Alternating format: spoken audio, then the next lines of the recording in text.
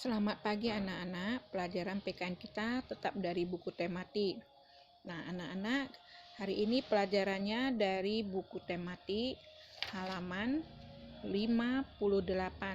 Sekolah yang indah dan rapi. Ayo anak-anak baca di rumah. Kamu baca dari rumah, ibu baca di sini.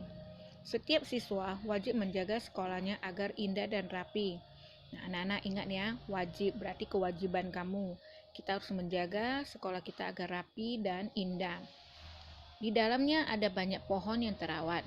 Pohon-pohon membuat udara segar dan sejuk. Sekolah yang indah dan rapi membuat siswa semangat belajar. Akan tetapi, banyak sekolah yang belum indah dan rapi. Semua siswa harus bekerja sama agar sekolahnya indah dan rapi. Pohon-pohon yang ada harus dirawat bersama. Siswa harus dapat membuat taman kelas. Kelas juga harus bersih dan rapi. Meja guru harus tertata rapi.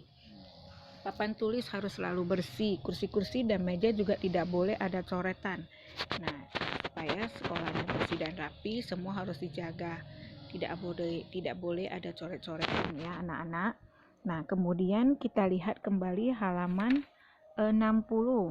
Halaman 60 itu di situ ada hal yang harus kamu kerjakan, yaitu menuliskan yang wajib kamu lakukan dan apa saja hak yang kamu dapatkan setelah melakukan kewajiban. Nah, anak-anak di sini tadi kan ibu sudah bacakan apa yang harus kamu lakukan supaya sekolah kamu itu bersih, indah, dan rapi. Salah satunya ibu kasih contoh ya. Kamu itu harus bisa menjaga sekolahnya itu dengan cara tidak membuang sampah sembarangan. Nomor 2, membantu menyiram tanaman bunga jika ada tanaman bunga ya di sekolah ya. Anak-anak kan sering kan waktu sekolah itu lause sama sus juga sering menyuruh kalian menyiram bunga ya, memungut sampah yang terbuang sembarangan. Jadi itu semua adalah salah satu kewajiban yang harus kita lakukan. Nah, kemudian sekarang kalian lanjutkan apalagi kewajiban yang harus kamu lakukan ya.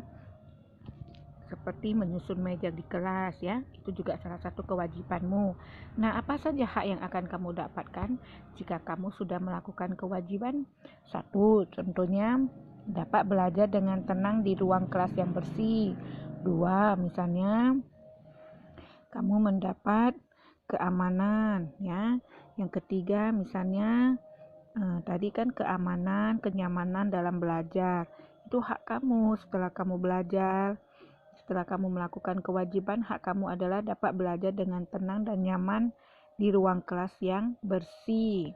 Nah, itu ya, anak-anak, kamu kerjakan, boleh kerjakan di latihan.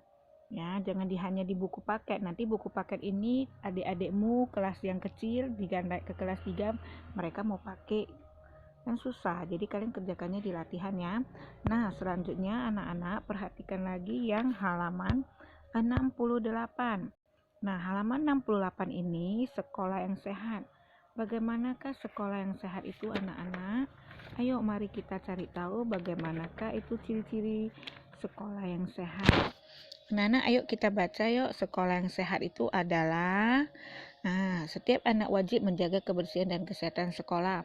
Apabila sekolah bersih dan sehat, anak-anak pun dapat bermain dengan ceria. Mereka akan selalu bersemangat belajar. Akan tapi kalau sekolahnya kurang sehat, bagaimana anak-anak? Nah, sekolah yang sehat itu punya kantin yang bersih ya. Ada tempat cuci tangannya. Seperti sekolah kita ada kantin ya, ada tempat cuci tangan. Nah, anak-anak rindu nggak sekolah ya? Rindu ya? Kita doakan supaya kita dapat cepat sekolah ya. Di sekolah kita sekarang udah banyak tempat cuci tangannya ya anak-anak. Kemudian ada tempat sampah sebaiknya di setiap sudut ada ya anak-anak. Di sekolah kita ada tempat sampah. Di setiap ruang kelas di depannya juga ada tempat pembuangan sampah. Nah, harus memiliki tempat bermain. Nah, sekolah kita juga ada tempat bermain. Ada toilet yang bersih dan wangi. Terus harus bersih dari jentik-jentik nyamuk dan asap rokok. Dan mempunyai program menjaga kesehatan. Sekolah kita juga ada seperti itu ya anak-anak.